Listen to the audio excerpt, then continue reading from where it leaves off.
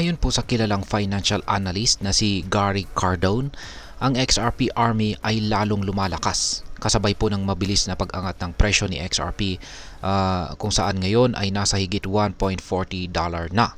Bukod dito ay may usap-usapang ding posibleng partnership sa pagitan po ng XRP at saka SWIFT, ang Global Financial Messaging Network. Kaya sa video po na ito ay pag-uusapan natin kung bakit importante ang balitang ito, pati na rin ang sabay na pag-angat ni Cardano. At ayan, bago po tayo magpatuloy ay nais ko lamang po munang bigyang linaw ang aking disclaimer kung saan ang nilalaman po ng video na ito ay hindi po ito isang financial advice. For education and information purposes lamang po ang layunin nito. Ayan, ano po ang XRP Army at bakit po sila lumalakas? Ang tinatawag po ng XRP Army ay ang loyal na community ng XRP supporters kung saan ay patuloy po na nagbibigay ng suporta sa projects kahit na dumaan ito sa maraming pagsubok. Naging mas malakas ang boses ng community ngayong tumaas ang presyo ng XRP ng higit 190% sa loob ng 3 linggo. Bukod po sa simpleng pagtaas ng presyo, ang dahilan po ng excitement ay ang espekulasyon tungkol po sa posibleng partnership o acquisition ng SWIFT kay XRP. Para sa mga hindi po pamilyar, ang SWIFT ay isang global financial messaging system na ginagamit po ng mga bangko sa buong mundo para sa international money transfers. Kung matutuloy po ang partnership na ito, maaring maging daan ito para sa mas malawak na paggamit ng XRP bilang solusyon sa cross-border payments. Ayan, paano po iniuugnay dito si Cardano? Ayan, paano naman naugnay si Cardano dito? Habang si XRP ay nasa spotlight, hindi rin nagpapahuli itong si Cardano or ADA. Ayon po kay Ginoong Gary Cardone, si Cardano ay nagkakaroon ng malaking impluensya hindi lang sa mundo ng crypto kundi pati na rin sa traditional na finance systems tulad po ng Visa, Mastercard at saka IMF. Si Cardano ay kilala bilang isang scalable at saka eco-friendly na blockchain kung saan ay naglalayong solusyonan ang mga issue sa decentralized finance or DeFi. Sa buwan din ito ay nag-surge ang presyo ni ADA ng 216% na ngayon ay nasa higit $1 na. Sa kabila po ng pagiging magkaibang proyekto or project ay parehong pinapakita na XRP at Cardano ang kanilang potensyal na makaapekto sa global financial system.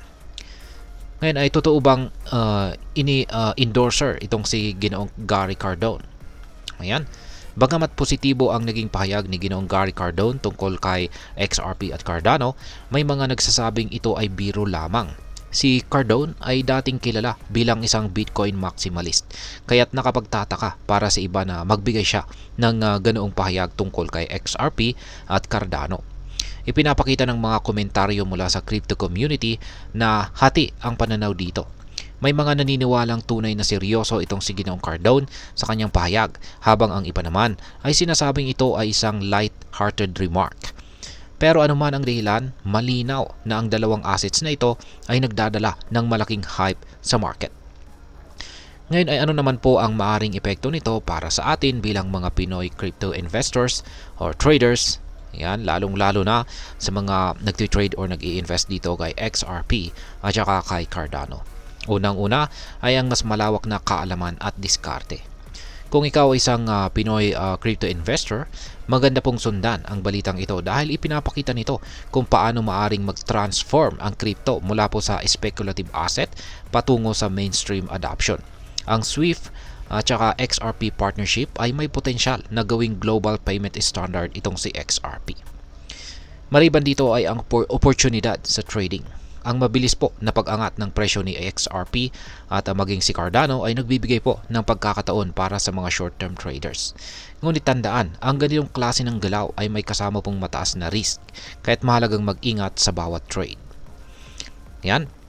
Ang panghuli na maaring epekto nito ay ang long-term growth potential. Ang SWIFT at ang XRP ay parehong mahalagang pangalan sa kanilang mga larangan. Para sa mga Pinoy na mas gusto ang long-term investments, ang balitang ito ay maaaring magbigay po ng kumpiyansa sa potensyal ni XRP bilang isang pangunahing crypto asset sa hinaharap. Ngayon ay ano naman po ang aking masasabi tungkol dito? Para sa akin, ang hype dito po kay XRP at Cardano ay karapat-dapat na bigyan po ng pansin. Pero hindi dapat basta-basta magpadala sa ingay. Ang mga balita tulad ng partnership rumors ay magandang indikasyon ng kanilang potensyal. Pero hindi po ito garantiya ng kita.